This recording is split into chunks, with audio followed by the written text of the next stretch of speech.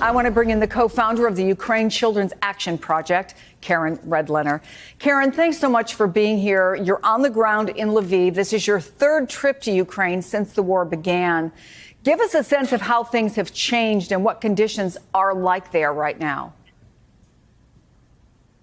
Well, Chris, it's an incredible situation here, as we can all imagine. I was first here last summer, and it felt relatively safe here in Lviv. It's on the western edge of the country, very near Poland. But then our second trip was in October, and it was the first week that the attacks on the infrastructure were happening all around the country and even here on the western coast.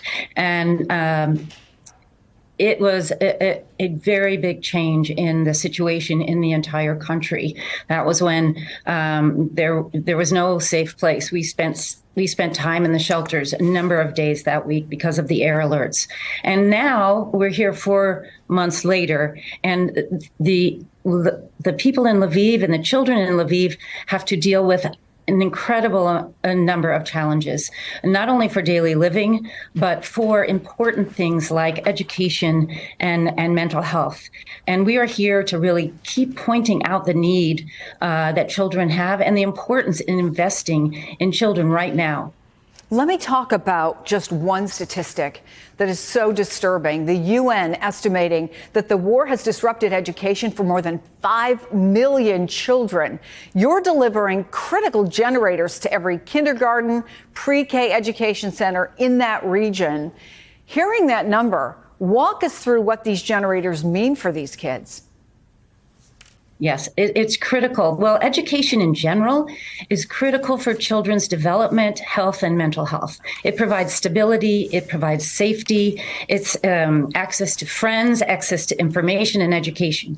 So the idea of, supporting continuity of education for children is a high priority for what we do here. And we have partnered with the American Federation of Teachers, with Randy Weingarten, the president, and our organization, Ukraine Children's Action Project, have dedicated ourselves to providing resources to enable schools to continue their work. These generators for basically early learning centers all around the Lviv region, up to about 12,000 children attend these schools.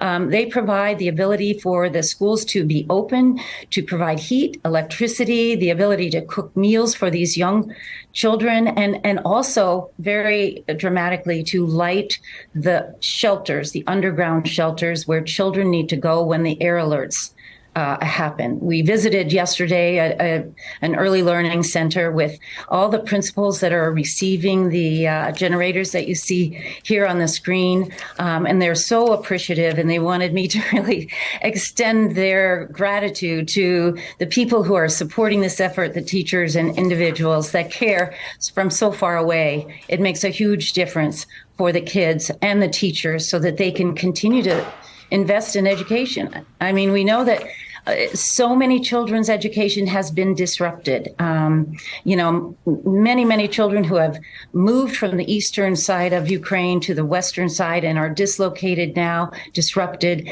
and another 2.5 million children who have left the country and are, trying to become educated in other countries where they don't speak the language. And so it's very important for these 5 million children, for all the children of Ukraine. That's 7.5 million children.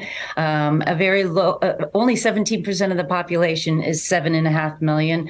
And that's a relatively smaller percentage of children in this country. So every child is valuable, and every child needs to have that continuity of educational access, whether it's online or in person, as well as services that can help address the trauma that they have experienced during this time.